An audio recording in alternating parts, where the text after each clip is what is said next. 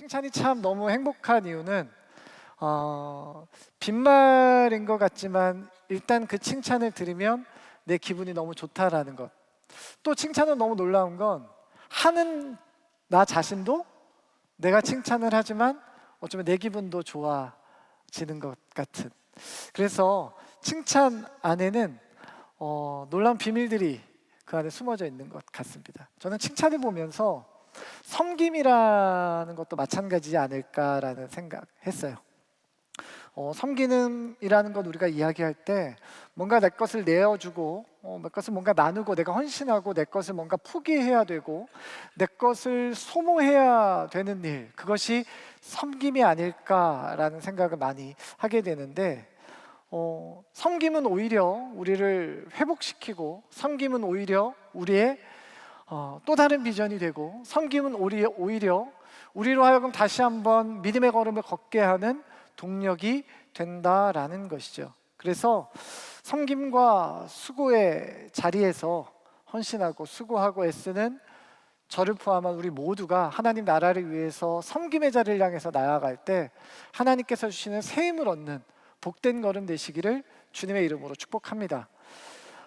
먼저 제 소개를 좀 했으면 좋겠다라는 생각이 있어요. 저는 사랑부를 섬기고 있는 김도림 목사입니다. 여기 앉아 계시는 분들 중에서는 사랑부를 좀 처음 사랑부가 뭐지? 라고 하시는 분들도 있을 거예요. 사랑부는 지적 장애 또 자폐성 장애를 가지고 있는 장애인들이 모여서 예배를 드리는 공동체가 사랑부입니다. 자폐성 장애 하면 최근에 드라마 하나 있었죠? 뭐죠? 우영우? 이상한 변호사 우영우라는 드라마 혹시 아십니까?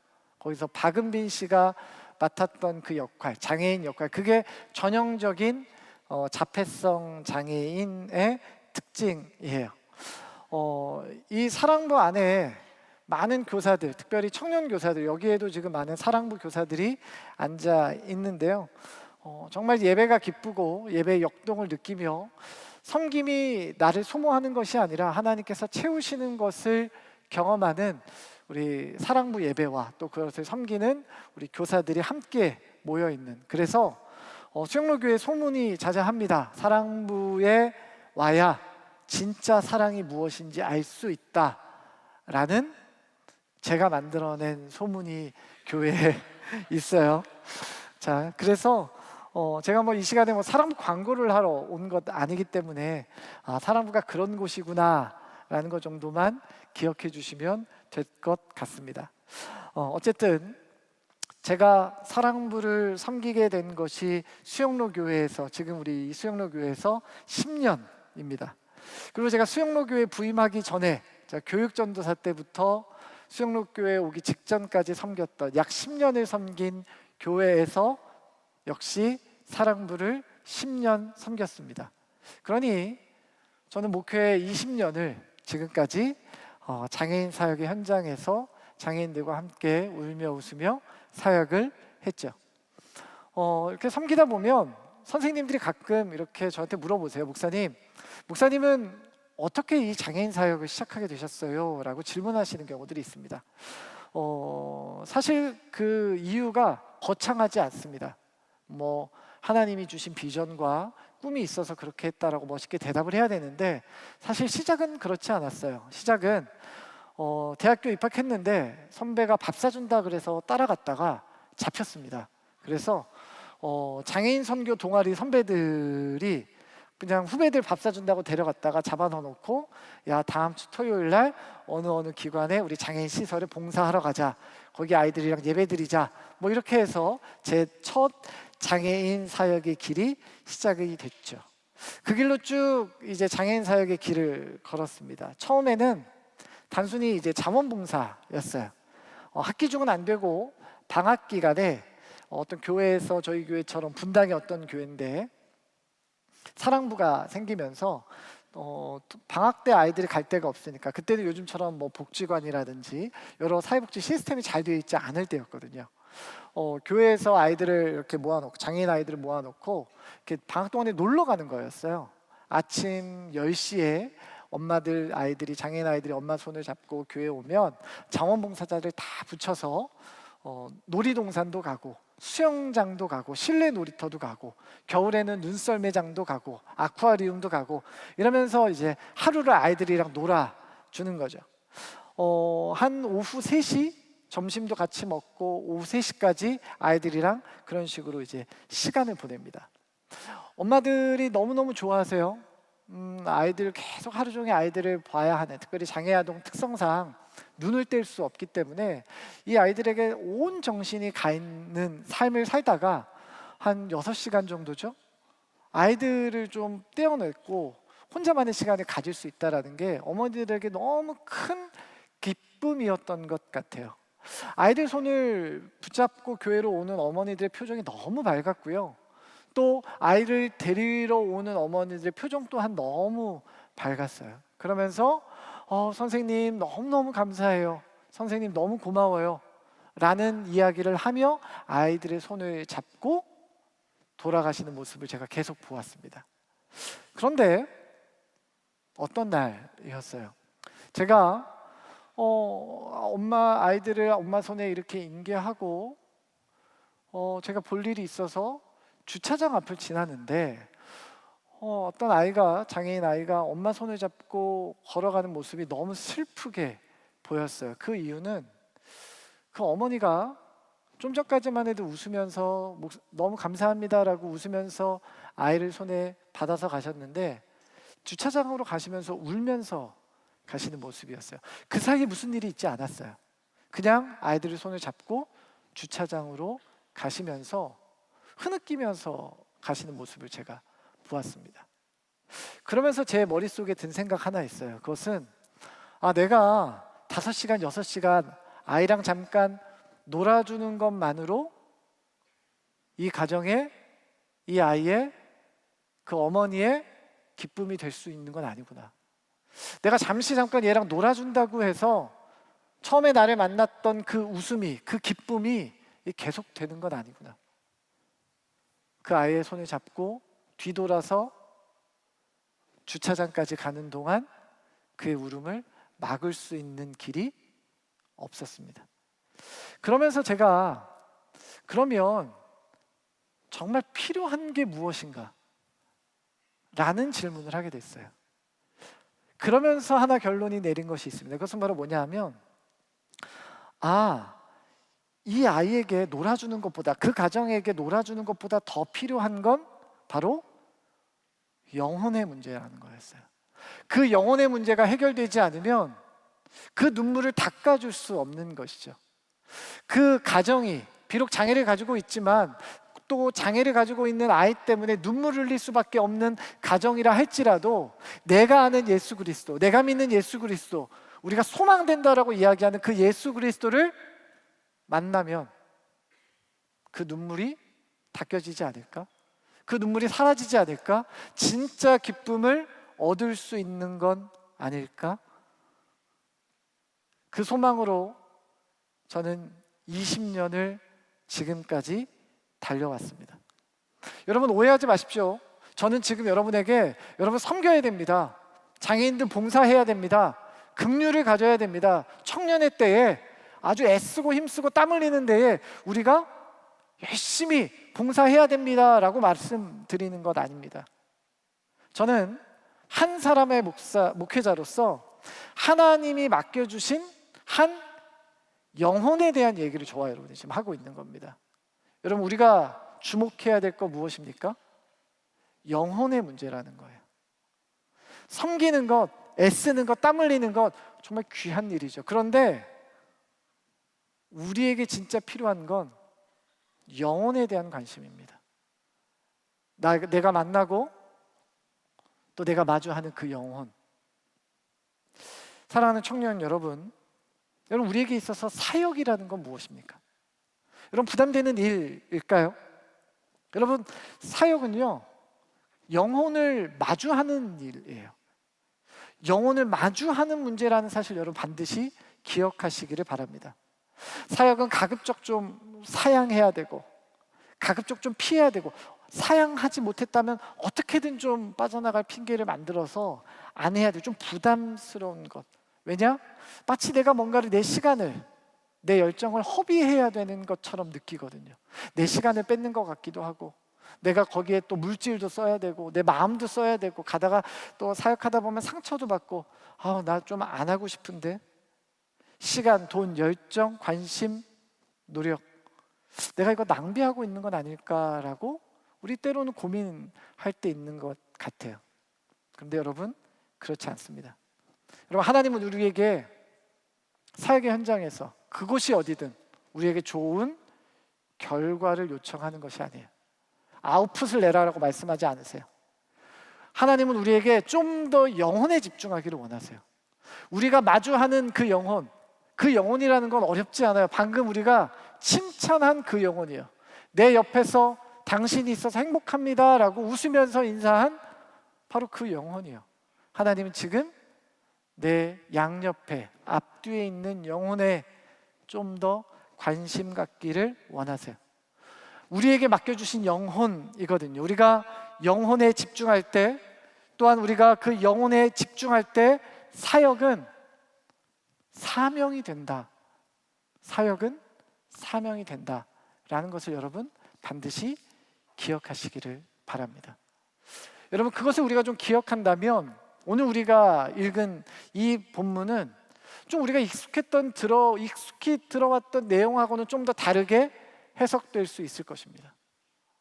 우리가 읽었던 이 본문이 사마리안처럼 죽어가는 사람 좀 도와줘야지, 좀 내 거 나눠줘야지, 여러분, 여기서 끝나는 것이 아니죠. 전체 다 읽지 않았지만 오늘 본문은 이 사마리아인의 비유라고 이야기하는 이 본문은 단순히 누구를 돕자, 그리스도인이니까 어려운 사람들 돕자라고 끝나는 것이 아니라, 우리가 영혼을 마주할 때 그 영혼이 어떠한 영혼이든 우리는 어떠한 모습으로 마주해야 될 것인가에 대한 질문에 답을 주고 있는 것입니다. 자, 29절 이렇게 기록합니다. 이 사람이 자기를 옳게 보이려고 예수께 여짜오되, 그러면 내 이웃이 누구입니까? 내 이웃이 누구입니까? 라고 질문합니다. 자, 여기서 말하는 이웃이라는 건 단순히 그냥 옆집 사람 말하는 것이 아닙니다. 이 이웃이라는 단어는요, 상당히 이제 배타적인 단어입니다. 포용적인 단어가 아니에요. 배타적인 단어. 좀 쉬운 표현으로 하면 동지? 내 동지가 누굽니까? 라는 뜻입니다. 내 같은 동료가 누굽니까? 내 같은 편 누굽니까? 나랑 맞는 사람 누굽니까? 같은 무리예요, 무리. 우리 편이에요. 내 편 누굽니까? 라는 뜻입니다. 그러니까 오늘 율법 교사가 예수님께 이 질문을 할 때는 이미 답이 정해져 있어요. 열린 질문이 아닙니다. 닫힌 질문입니다. 이 율법 교사에게 있어서 내 편은 명확합니다. 유대인 내 편이거든요. 동지거든요. 자, 그때 예수님이 오늘 우리가 읽은 이 사마리아인의 비유를 어쩌면 답으로 주시죠. 답으로 이야기를. 자, 그러면 이 이야기를 한번 조금만 좀 자세히 들여다봅시다. 자, 어떤 사람이 예루살렘에서 여리고로 내려가던 중이었습니다. 예루살렘은 해발 한 760m 정도 됩니다. 그래서 약간 이렇게 해발 고도가 약간 있는, 약간 언덕처럼 약간 높은 곳에 위치하고 있고요. 사마리아는 반대로, 여리고는 반대로 이 해면보다 250m 정도 낮은 곳이에요. 그러니까 예루살렘에서 여리고로 내려가다라는 표현이 맞는 표현이겠죠. 그리고 이 예루살렘과 여리고까지 거리가 한 36km 정도 됩니다. 36km. 그러니까 성인 남자가 걸으면 한 10시간을 걸어야 되는 거예요. 자, 그렇게 뭐 짧지도 길지도 않은 거리에 있는 그 지역에, 또 그 지역은 이 바위와 암석이 중간중간에 길 옆에 아주 많은 지역이죠. 그러니까 그 길은 먼 일이 일어나도 이런 먼 일이 일어나도 날 법한 곳입니다. 그리고 여리고에는 제사장과 레위인들이 많이 거주했다라고 해요.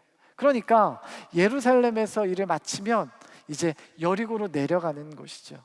그러니까 그곳은 어쩌면 약간 핫플레이스죠. 누구들에게? 강도들에게는 핫플레이스입니다. 아주 위험한 지역이었어요. 자, 그리고 아니나 다를까 어떤 한 사람이 그 길을 가다가 이제 노상 강도를 만나게 됩니다. 그 강도는 이 사람을 때렸다. 그리고 성경의 표현대로라면 거의 죽은 것을 버리고 갔다. 이렇게 기록하고 있어요. 자, 여기서 말하는 거의라고 이야기하는 이 헬라어 단어는요, 드물게라는 뜻입니다. 드물게, 예외적으로라는 의미예요. 자, 이렇게 해석하면, 이렇게 그 단어의 뜻대로 해석하면 이렇게 해석할 수 있어요. 대부분 강도들이 사람을 그냥 완전히 죽이는데 희한하게 예외적으로 아직 죽지 않고 이 사람이 살아있다라는 거예요. 거의 대부분은 강도들이 물건을 뺏고 그 사람을 죽인다는 거죠. 그런데 예외적으로 이 사람은 안 죽였어요. 거의 죽어 있는 상태죠. 위기입니다. 자, 그 길에 몇 사람 지나갑니다. 제사장이 지나가죠. 31절 이렇게 기록합니다. 마침한 제사장이 그 길로 내려가다가 그를 보고 피하여 지나가고. 자, 32절에는요. 또 이와 같이 한 레위인도 그곳에 이르러 그를 보고 피하여 지나가되. 자, 이 두 사람이 똑같은 행동을 합니다. 보고 피하여 지나가되. 자, 뭐 나름대로 이 두 사람에게 이유가 있었을 겁니다. 뭐 이 사람들이 왜 피하여 지나갔는지에 대한 내용은 오늘 우리가 좀 집중할 건 아니에요. 우리가 좀 집중할 건 이 다음 사람 이야기입니다. 어떤 사마리아 사람이 드디어 등장하죠.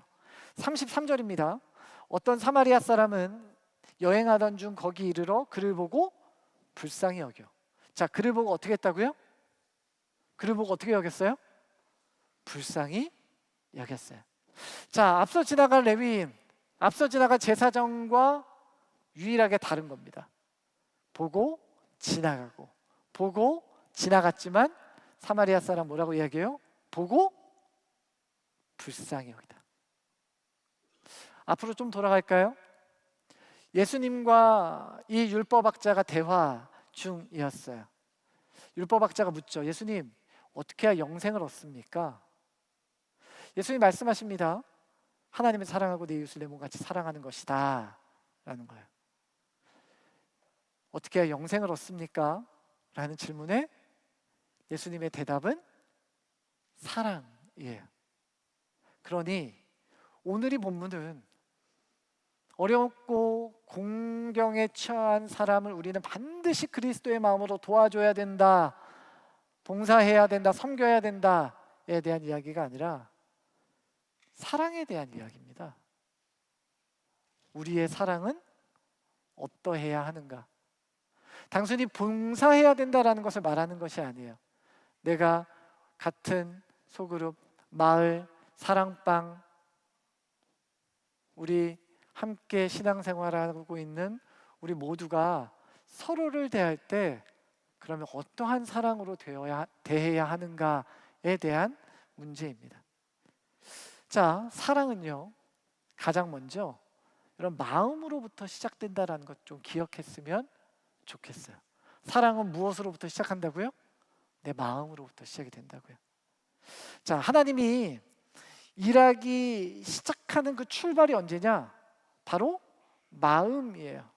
하나님께서는 우리에게 마음을 주세요.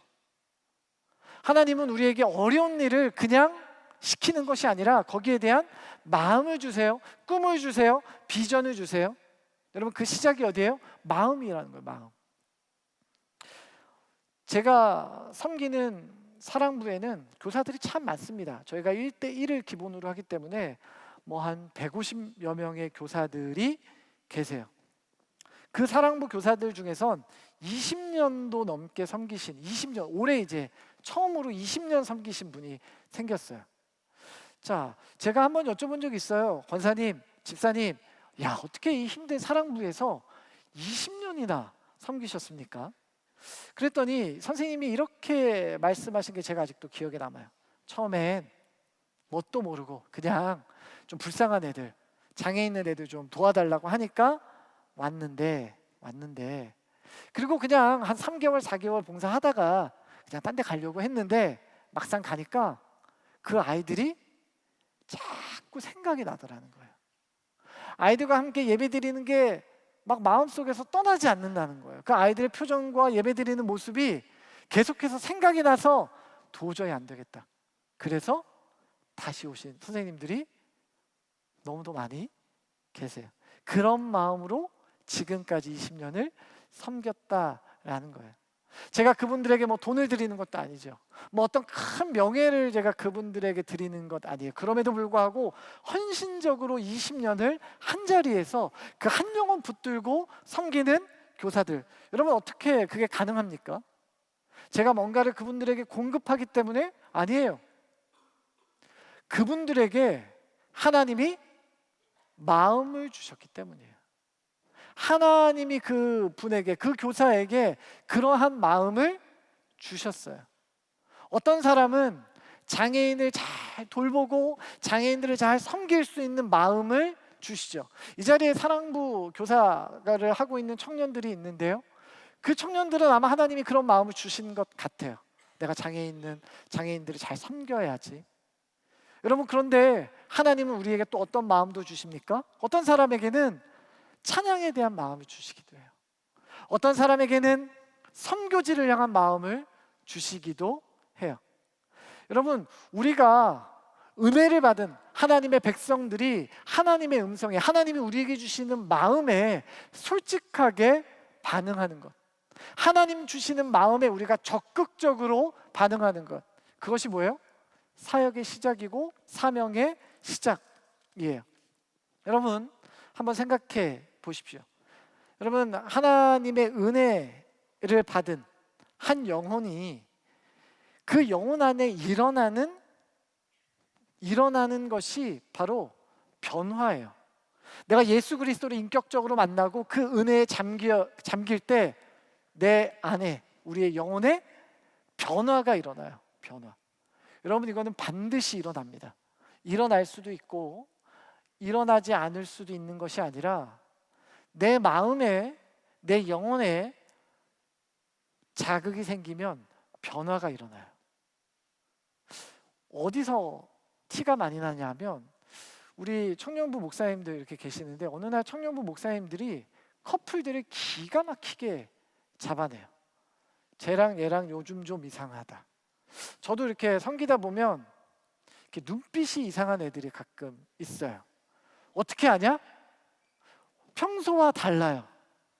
얼굴에 평소에 사용하지 않는 근육을 사용하는 것을 봅니다. 그러면 뭐가 있다. 거의 100% 맞습니다. 근데 그 청년은, 그 교사는 아닌데 나 평소랑 똑같은데요? 그런데 아니에요. 보면 달라요. 무엇이 바뀌었을까요? 마음이 바뀌어서 그래요. 그 마음에 무엇인가 사랑이라는 자극이 들어가자 표정이 바뀌는 것이죠. 구원의 놀라운 은혜, 구원의 감격, 내 영혼이 주님 안에서 새 생명을 얻은 자들은 반드시 변화가 일어납니다. 그리고 그 변화는 하나님이 기쁘시게 해드리는 일이 무엇인지 찾아내기 시작해요. 은혜 받은 사람의 마음 상태예요. 그리고 하나님은 그 사람들에게 하나님의 마음을 흘려 보내주세요. 하나님이 기뻐하시는 일을 그 사람에게 흘려 보내주세요. 그러면 그 사람은 그게 눈앞에서 아른아른 거리죠. 그리고 그 일에 시간을 들이고 물질을 들이고, 아니 전 인생을 내어 드리게 되는 것이죠. 억지로 사명의 자리에 나아가는 것이 아니라 하나님께서 주신 은혜를 가지고 기쁨으로 그곳으로 달려가는 것, 그것은 하나님이 주신 마음이에요. 마음.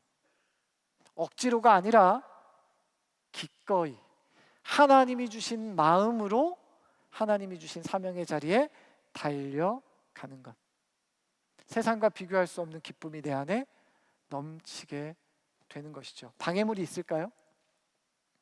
아니요, 방해물이 있지 않습니다. 여러분 혹시 누군가의 침을 맞아본 적 있으십니까? 그 바늘침 말고요, 입에서 나오는 침이요. 여러분 누구에게 욕을 들어본 적 있으세요? 저는 이제 나이가 40이 중반이 됐기 때문에 그렇게 안 보이죠? 라고 물어봤는데 대답이 없단 말이에요. 제가 나이가 40이 중반인데 욕먹을 일이 없어요. 제가 섬기다 보면 우리 장애를 가지고 있는 형제자매들 중에선 조현병이 있는 형제자매들도 있습니다. 약으로 컨트롤 해야 되는데 저희 사랑부에 있던 어떤 형제는 그 약을 어머니가 항상 챙겨주셨어요. 그런데 어머니가 이제 연세가 많으셔서 돌아가시게 된 거죠. 그래서 사실 저도 조금 걱정이었어요.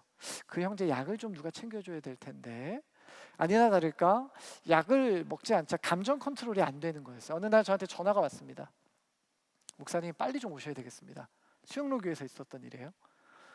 갔어요. 그랬더니 그 형제가 여기 우리 수영로교회 그 세계지도라는 그 삼거리 아십니까? 동부 아파트 그 삼거리? 거기서 지나가는 모든 주일날 성도들이 좀 많이 교회 옵니까? 고래고래 소리를 지르면서 지나가는 사람들마다 욕을 하고 있는 거예요. 욕을. 그것도 세상 들어보지 못한 쌍욕을 하고 있었습니다. 제가 이제 우리 사랑부였기 때문에 가까이 갔죠. 뭐 이름은 바뀔 수 없으니까 철수라고 합시다. 철수 씨 왜 그래요? 그랬더니만 가까이 오는 저를 피해서 저한테도 쌍욕을 하기 시작했고요.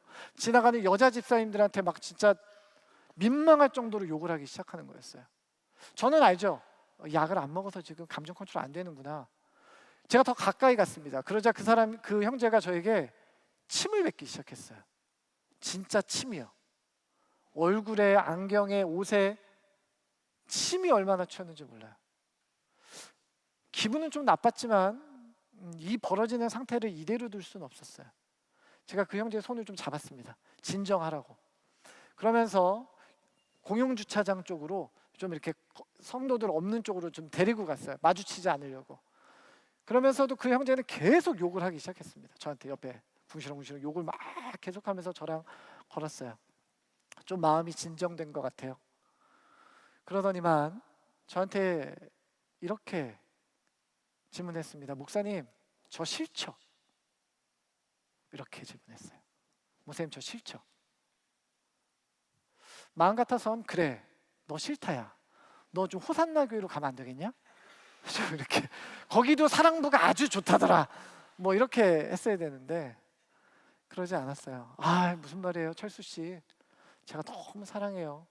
오늘 일은 너무 신경 쓰지 마세요. 약을 좀 잘 챙겨 먹었어야 되는데 내가 좀 챙겼어야 되는데 미안해요 라고 이야기했어요. 그런데 제가 처음에 그 형제에게 철수 씨, 제가 싫죠? 철수 씨가 저한테 목사님 저 싫죠? 라고 이야기할 때 제가 손을 잡고 있었다 그랬잖아요. 싫죠? 라고 물어보면서 제 손을 꽉 잡는 거예요. 저는 뭘 느꼈냐면 놓지 말라고. 나 놓지 말라고. 내가 지금 이렇게 욕하고 내가 이렇게 사람들을 불편해하고 내가 당신한테 목사님한테 침 뱉고 나 미워하지 마세요 하면서 제 손을 꼭 붙잡고 있는 거예요. 저는 그것을 보면서 섬김이라는 건, 내가 영혼을 대한다라는 건 내가 그에게 마음을 여는 거구나. 그 사람의 말과 행동 안에 있는 눈물을 보는 건 그게 하나님이 나에게 주시는 마음이구나. 내가 그것 봐야 되겠구나 라는 것을 깨달았어요. 우리 사랑하는 청년 여러분, 우리는 그리스도의 마음이 필요해요. 단순히 교회에서 배우고 내가 성경에서 배워서 익힌 그리스도의 마음이 아니라 치열하게 내가 헌신하고 내 것을 내어놓는 그 영혼을 돌아보는 마음이 우리에게 필요합니다. 우리 청년 여러분들이 이 땅을 살아갈 때 그 마음, 하나님이 주신 마음을 마음 가운데 꼭 품고 살아가는 주의 백성들 되시기를 주님의 이름으로 축원합니다. 두 번째는요, 사마리아 사람의 행동이에요. 34절에 보니까 이렇게 기록합니다. 가까이 가서 기름과 포도주를 그 상처에 붓고 싸매고 자기 짐승에 태워 주막에 데리고 가서 돌보아 주니라 라고 기록되어 있어요. 가장 먼저 눈에 들어온 건 이 사마리아 사람의 행동이에요. 성경에 보니까 이제 가까이 가는 거예요. 가까이 가는 거. 딱 봐도 거의 죽은 것 같은데 확실해 보이는, 그 죽은 것이 거의 확실해 보이는 그 사람에게 가까이 가는 거예요. 여러분, 영혼을 가까이 대한다는 건 여러분 위험한 일입니다. 위험한 일이에요. 자, 오늘 이 비유상으로 보면 이 왜 위험한가? 여러분, 이 사람이 지금 강도를 만나가지고 죽었는지 살았는지 모르겠지만 어찌됐든 지금 강도를 만난 지 얼마 안 된 것 같아요. 그러면 지금 이 근처에 강도가 있을 확률이 높죠. 그럼 어떻게 해야 됩니까? 빨리 이곳을 빠져나가야죠. 누구처럼? 제사장과 레위인처럼 빨리 이곳을 빠져나가는 게 신상에 좋은 겁니다. 그리고 그게 상식이죠. 빨리 도망가야죠. 그런데 이 사마리아 사람은 그 강도 만난 자에게 다가갑니다. 여러분, 가까이 갈수록 위험도는 높아집니다.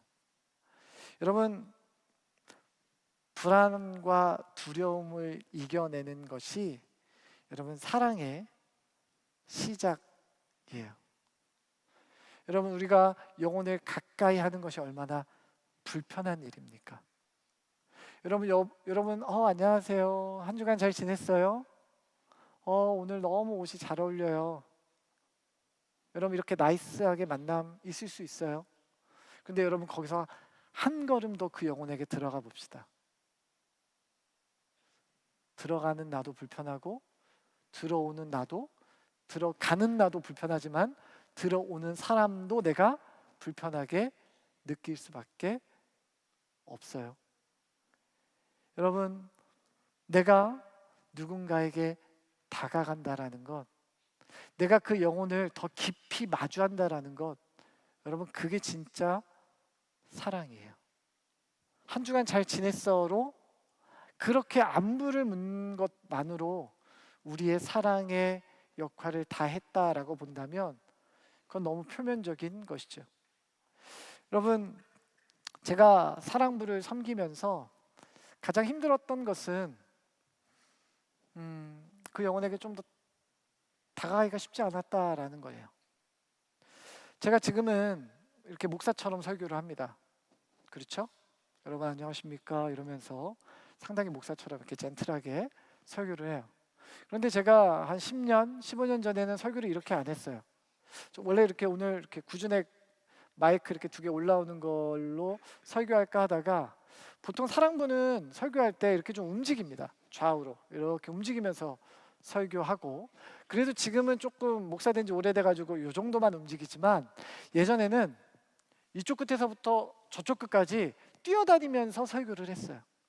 성경을 읽어볼 사람 소리치면서, 오늘 성경 한번 읽어볼 사람 소리치면 우리 사랑부 친구들이 막 저 한번 읽어보겠다고 얼마나 소리 지르면서 오는지 그렇게 열정적으로 설교했어요. 10년 동안 예수님 십자가 구원 얘기를 아주 귀에 딱지가 안 치도록 설교를 했어요. 여러분, 제가 그러면 10년 동안 그렇게 열정적으로 뛰면서 설교하고 막 파워포인트 만들어서 그림 날라다니면서 막 소리, 천둥 소리 내가면서 아주 막 열심히 사역하고 설교도 열심히 준비해서 아이들에게 전했으면, 10년 동안 그거 했으면 너 위에서 누가 십자가에 죽으셨어? 라고 물으면 최소한 예수님이라고 한마디는 해줘야죠. 아니, 예 정도만 해도 저는 감사할 것 같아요. 10년을 사역했음에도 불구하고 예수님의 예자도 못하는 친구들을 보면서 저는 상당히 낙심한 적이 있습니다. 하나님, 이거 맞습니까? 하나님 이거 맞습니까? 이거 아닌 것 같은데요? 아니 제가 10년 동안 이렇게 노력했고 이렇게 열심히 했으면 제가 뭐 대충 한 거 아니잖아요. 장애인 아이들이라고 그냥 어영부영 한 거 아니잖아요. 열심을 다해서 최선을 다해서 사역했는데 설교 준비도 이렇게 열심히 했는데 그래도 예수님 한마디 정도는 해줘야죠. 이게 뭡니까? 그리고 우리 사랑부 친구들은 가끔 기분 나쁘면 도망갑니다. 막 사라져요. 예배 시간에 가끔 있다가 쉥 없어지는 경우들이 종종 있어요. 그럼 어떻게 해야 될까요? 찾으러 가야 돼요. 누가 제일 잘 찾냐? 사역자가 제일 잘 찾아요. 선생님들이 잘 못 찾으시더라고요. 어느 날 그렇게 너무 그것 때문에 힘들었던 어느 날 그날도 아이가 사라졌어요. 제가 찾으러 갔죠. 찾으러 막 어디 있을까 하면서 큰 길 가면 안 되는데 교통사고 나면 안 되는데 지하철 타면 큰일 나는데 지하철 타면 부산 전역으로 다 찾아야 되니까 안 되는데 하면서 교회를 뒤지기 시작한 거예요. 지하실, 은혜홀, 주차장 아무리 있어 보여도 보이지가 않는 거예요. 그러면서 교육관 앞을 지나가는데 제 눈을 사로잡은 모습이 있었어요. 누구? 우리 청년부 목사님들. 손에는 스타벅스 커피, 옆에는 임원들이었나 봐요. 청년들. 주일날 낮에 너무 럭셔리하게 커피를 손에 들고 교회를 이렇게 싹 걸어오는 모습을 보면서 저랑 너무 비교가 되는 거예요. 나는 애 찾는다고 이렇게 주일날 빨빨거리면서 땀나게 뛰어다니는데 우리 청년부 목사님들은 커피를 손에 들고 너무 행복하게 웃으면서 이렇게 교회로 걸어오는 모습을 보면서 이거는 지금 목사님들 말하는 게 아니고요. 옛날에 너무 힘이 빠지는 거예요. 그러면서 제가 그날 진짜 이렇게 기도해요. 하나님, 저도 청년부 사역 시켜주세요. 하나님, 저도 잘해요. 하나님, 저도 잘할 수 있어요. 저 열정적으로 할 수 있어요. 그러니까 저도 하나님 저렇게 폼나는 거 시켜주세요. 저도 스타벅스 컵 들고 다니는 저런 사역 시켜주세요. 뭐 주일날 그 장애 있는 아이들 찾으러 다닌다고 10년 가르쳤는데 예수님의 예자 정도는 해야 되는데 그것도 못하는 아이들 가르친다고 제 시간, 제 열정 이렇게 섭외하게 하지 마시고 저도 저렇게 폼나는 거 시켜주세요. 저희 그렇게 기도했습니다. 그런데 그 다음에 세례교육을 장애인 아이들 제가 세례를 주거든요. 세례교육을 할 때가 있었어요. 뭐 세례교육 하도 예수의 예자도 못하는 애들도 있고요. 또 잘하는 애들도 물론 있습니다. 그런데 그날따라 정말 말 그대로 예수의 예자도 안 하는 애들이 한 명 있었어요. 예배 시간에 집중 하나도 안 하고 교회 딱 오면 그냥 사랑부 예배실을 뛰어다니는, 설교 아무것도 안 듣는, 엄마가 목사님 우리 애 세례받게 해주세요. 데려왔어요. 뭐 어떡해요? 세례교육 해야죠. 그러면서 제가 그 친구에게 예의상 물어봤습니다. 그 아이 이름도 철수라고 합시다. 철수야, 너 예수님이 널 위해서 뭐 했는 줄 알아? 너 예수님이 너의 죄 때문에 어떻게 되셨는 줄 알아? 라고 물어봤어요. 그랬더니 그 아이가 갑자기 딱 쓰더니 갑자기 팔을 옆으로 딱 벌리는 거예요. 뭐예요? 십자가예요. 저는요, 그 전율이라는 것 아시죠? 정말 이 뒤에서부터 이 머리 정수리까지 전기가 쫙 오는 거였어요. 얘는 예수님의 예자도 모른다고 생각했어요. 설교 안 들으니까 얘는 예수님 모른다고 생각했어요. 그런데 그게 아니더라고요. 그러면서 제 머릿속에 지나가는 하나님의 음성 같은 깨달음이 하나 있었어요. 도림아,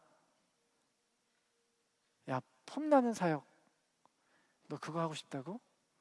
너 지금 이거 봤어? 제가 지금 예수의 예자도 네가 못한다고 생각했는데 제 안에 내가 있다. 제 영혼은 네가 설교 잘해서 바꾸는 거 아니다. 네가 뭐 PPT 날라다니고 네가 뭐 할 것이야. 네가 뭐 예배 설교 시간에 그렇게 소리 질러서 얘를 바꾸는 게 아니라 얘는 내가 바꾸는 거야. 얘는 내가 내 사람이야. 너는 그냥 시키는 일을 열심히 해. 그렇구나. 맞아. 내가 하는 게 아니에요. 맞았어요. 예수 그리스도께서 그 영혼을 변화시키는 거죠. 그러면 제가 할 일은 하나예요. 그의 장애가 어떠하든, 그의 삶의 모습이 어떠하든 그 영혼을 더 가까이 다가가는 거예요. 그 영혼에게 좀 더 가까이 밀착해서 정말 그 영혼에게 예수 그리스도에 대해서 진지하게 그 영혼이 마주할 수 있도록 해주는 것, 그게 제가 역할이더라고요. 사역이 너무 심플해졌어요. 사랑하는 우리 수영로교회 야베스 청년 여러분, 우리 너무 멀리 떨어져 있지 않아요? 우리 영혼과 너무 멀리 떨어져 있지 않습니까? 여러분, 적당한 선을 지키면서 영혼에게 다가가고 있지 않습니까? 왜요? 아까 앞에서 말했죠? 가까이 가면 힘드니까.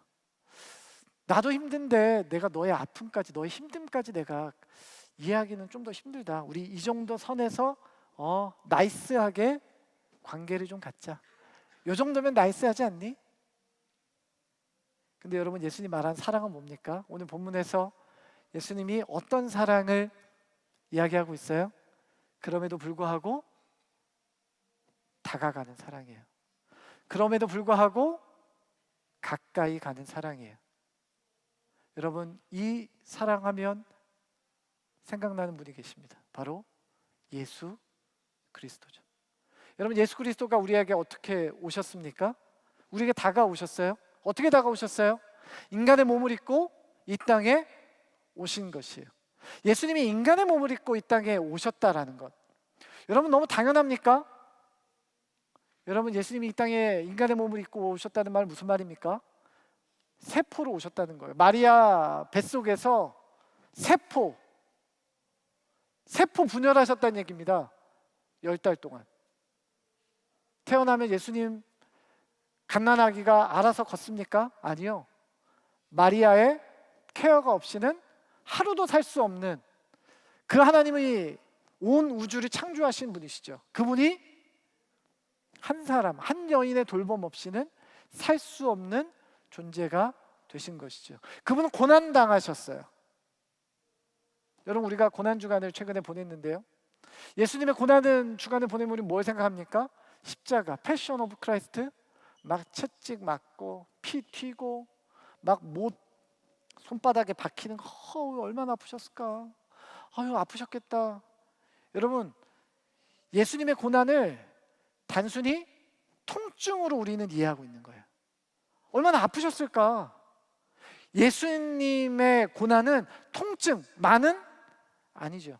인간의 몸을, 우주를 창조하신 그분께서 유한한 인간으로 오셨다라는 거예요. 그리고 우리와 같이 되셨다라는 거예요. 여러분, 우리와 같이 되셨다라는 게 왜 우리에게 의미가 있습니까? 예수 그리스도 우리에 대해서 아신다는 거예요. 내 고민이 뭔지 아신다는 거예요.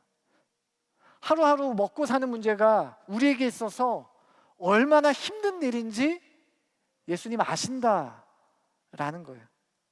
우리의 모든 감정도, 우리의 절망도, 우리의 상실감도, 우리의 아픔도, 우리의 우울도, 우리의 분노도 예수님은 아시죠. 여러분, 그것이 바로 예수님이 우리와 같이 되셨다라는 거예요.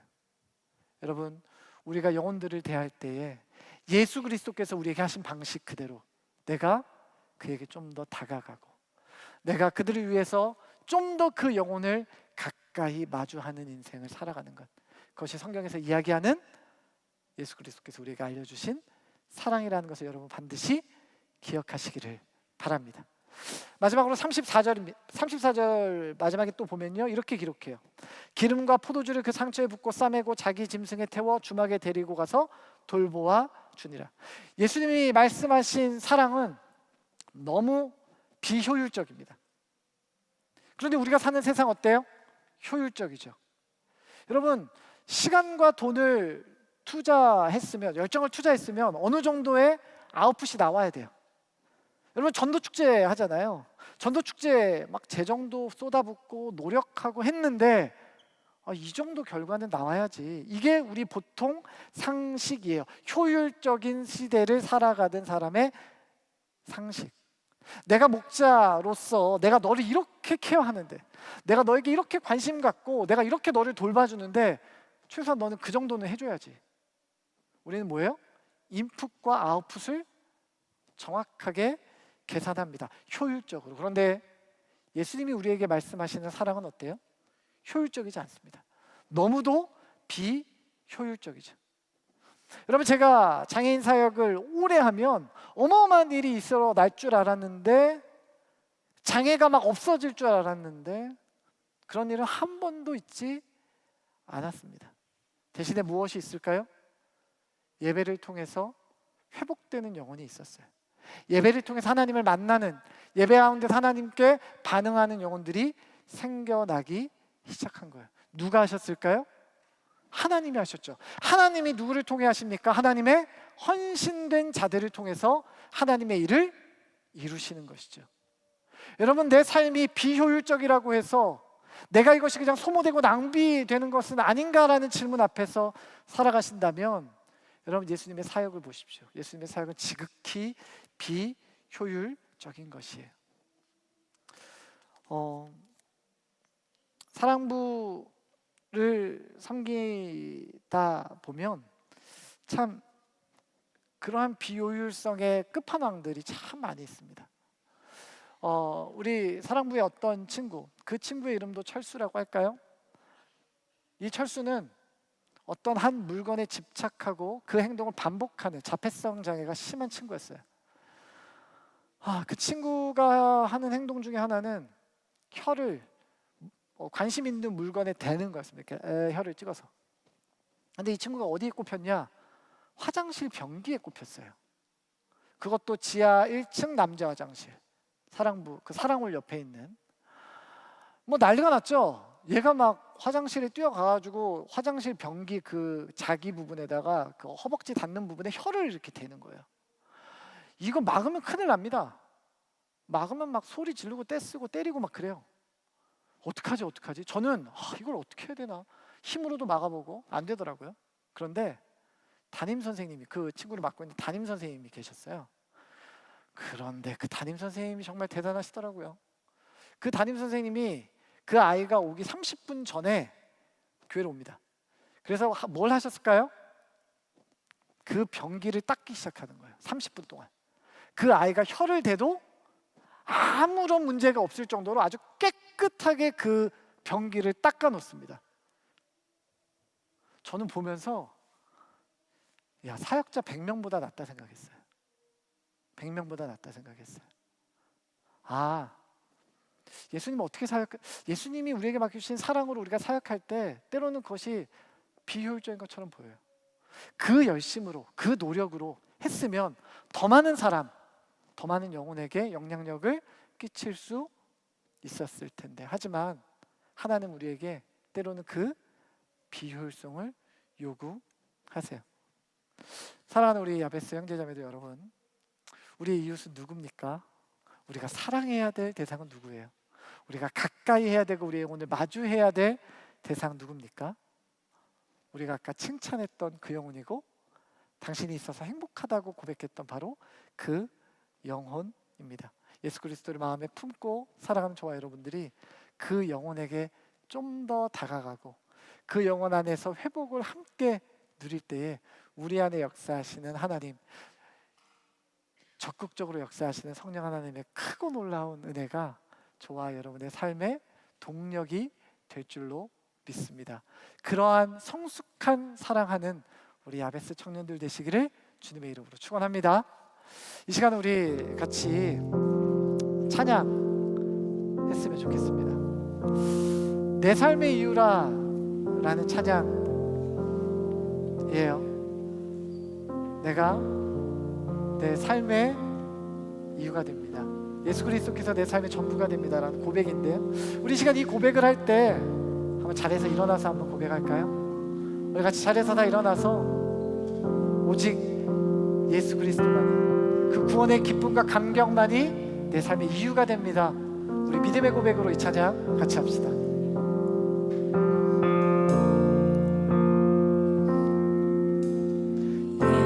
예수는 내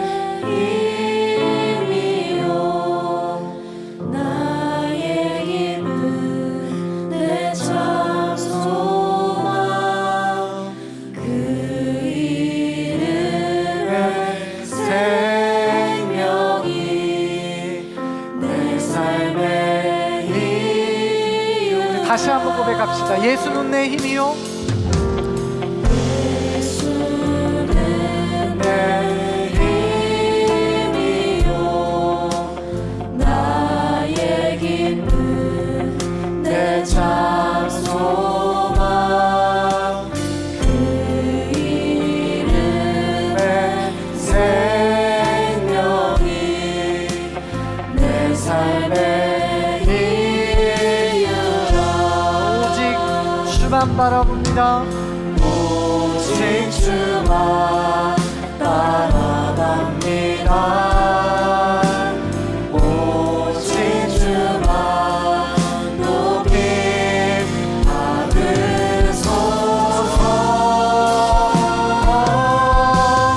내 평생에 그 이름을 그의 선하심을 세상에 노래합니다.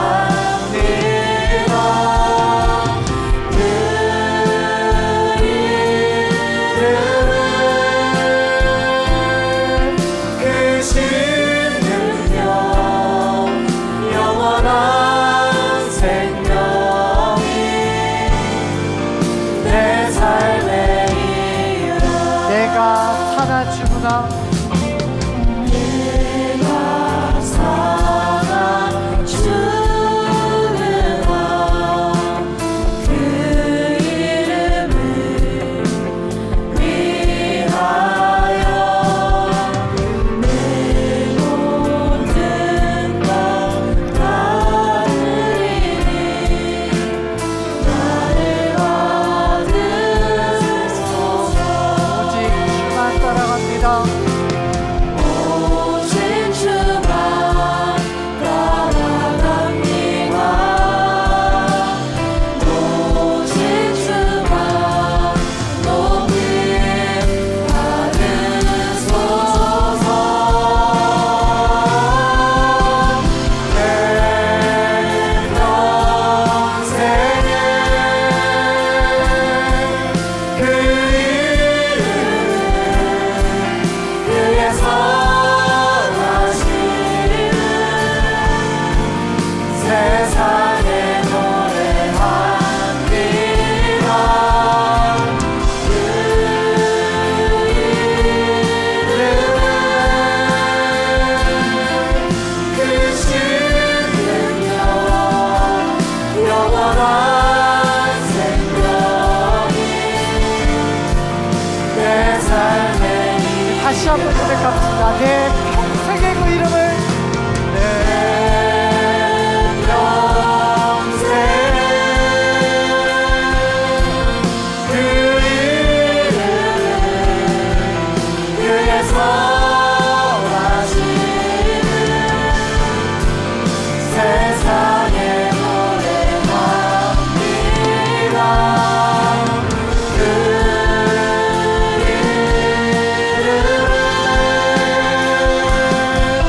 그 신능력 영원한 생명이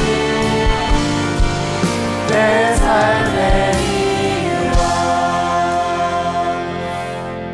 우리 시간에 같이 한 목소리로 기도합시다.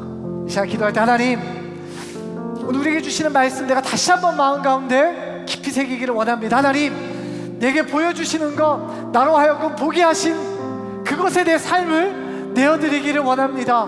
하나님께서 나에게 보여주신 그것에 내 삶을 내어드리기를 원합니다. 아멘. 하나님, 내가 외면하고 거부하고 포기하고 절망하는 인생이 아니라 하나님 맡겨주시는 그것에 내 삶을 내어드릴 때에 감당할 수 있는 힘과 능력 나에게 허락하여 주시옵소서. 아멘. 그 능력을 나에게 보여달라고 이 시간에 우리 주님 이름 한번 찾고 같이 한번 소리로 기도하겠습니다.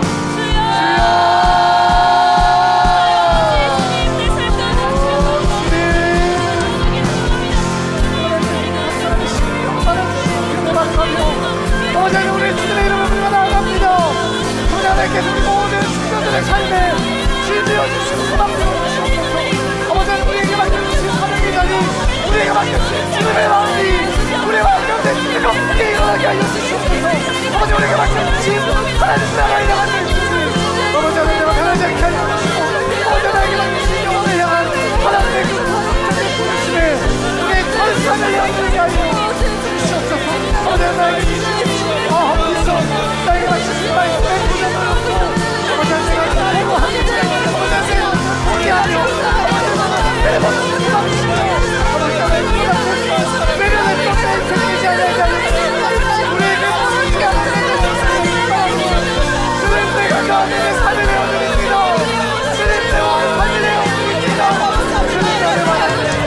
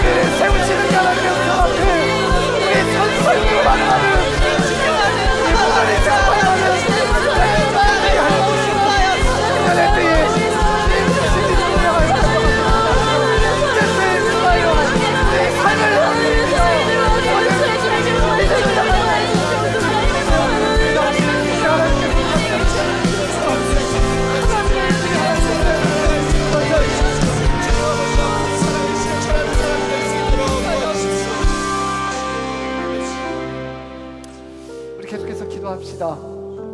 이 시간 기도할 때 우리 특별히 우리 야베스 공동체를 위해서 좀 기도했으면 좋겠습니다. 여러분 우리 참 연약한 영혼들이잖아요.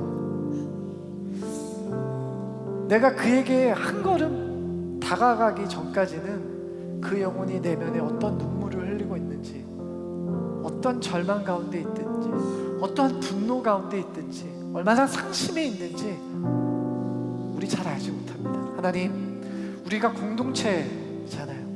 하나님 우리를 공동체로 부르셨잖아요. 우리를 지체라고 하셨잖아요. 저 멀리 장애를 가지고 있는 아이들 물론 우리가 품어야 될 대상이지만 어쩌면 우리 같은 사랑방에, 우리 같은 마을에 있는 내가 좀 더 다가가지 못하는 영혼을 향한 하나님, 내가 그들의 마음을 깊은 상처로 아파하는 지체들, 하나님 내가 그들에게 좀 더 다가가기 원합니다. 삶의 문제로 고민하는 지체들이 있습니다. 경제 문제 때문에 힘들어하고요, 진로의 문제 때문에 너무 고민하는 지체들이 있어요. 이 시간에 우리 한번 우리 야베스 공동체를 위해서 기도합시다. 우리를 위해서 기도합시다. 하나님, 내가 주님의 마음으로 그 영혼에게 좀 더 다가가기를 원합니다. 내가 우리 지체들에게 좀 더 가까이 가기를 원합니다. 말만 형제, 말만 자매가 아니라 정말 그 영혼에게 한 발짝 내가 더 나아가기를 원합니다. 그 영혼의 눈물과 상처를 볼 수 있는 영혼을 나에게 허락하여 주시옵소서. 나의 손을 열어 그 영혼을 싸매어 그 영혼을 치유하는 하나님의 마음을 나에게 허락하여 달라고 우리 공동체를 놓고 주님 이름 한번 찾고 같이 한 목소리로 기도하겠습니다. 주여, 사랑을 받으시다 보시다 하나님, 아버지 우리 공동체가 우리 야베스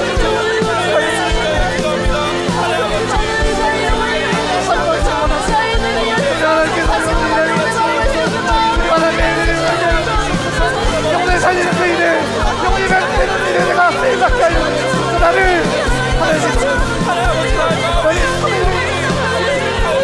하나님 그 영혼을 내가 한 영혼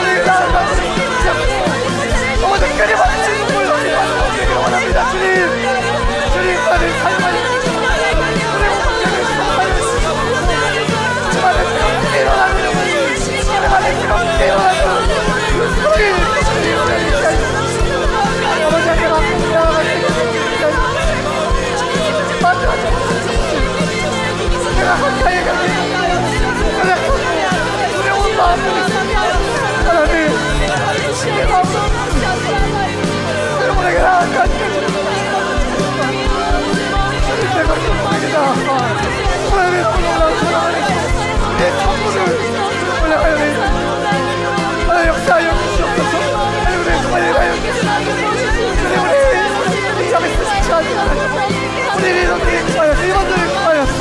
성결자들이 구하였어. 하나님 영혼의 진짜는 눈물 흘리고 있는 상태를 구하였어. 어머니 알고만 죽어가는 영혼들을 위하여 이것을 우리는 사명자 영혼 감사합니다. 주님 나를 주님 우리 제가